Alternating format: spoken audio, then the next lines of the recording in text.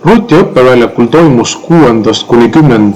juunini 2 vahetuses 3-päevane riigikaitseõpetuse välilaager, kus osales kokku üle 350 noore 14 koolist Lääne-Virumaalt, Tallinnast ja Harjumaalt. Riigikaitseõpetus on põnev ja mitmekülgne valikõppeaine koolis, mida korraldab Kaitseliit.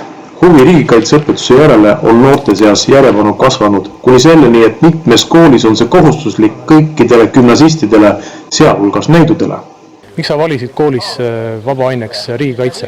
See tundus nii põnev, nii paljud nagu vanemad, kes on käinud, on rääkinud, et just see riigikaitselaager on olnud hästi nagu siuke tore. Me ei valinud seda, see oli kohustuslik. Et meie kooli direktor otsustas, et me kõik peame selles osalema. Mitmed mu tuttavad on seda käinud ja väga palju reklaaminud ja ennast on ka see kaitseväe pool väga palju huvitanud läbi elu. Mul on eluaeg huvi olnud taolisesse asja ja teine valik mind väga ei huvitanud. Et arvuti taga istumine koolis ei ole just kõige lõbusam tegevus mulle. Põhiline põhjus selleks oli minu enda huvi selle vastu, mis toimub Eesti Vabariigi kaitseväes.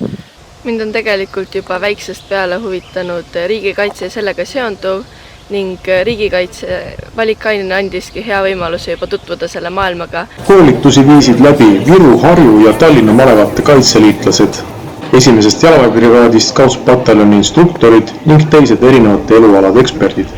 Laagritoitu valmistasid Naiskodukaitse Viru ringkonna naised. Riigikaitseõpetuse läbiviimist toetavad Kaitseministeerium ja Kaitseressursside Amet.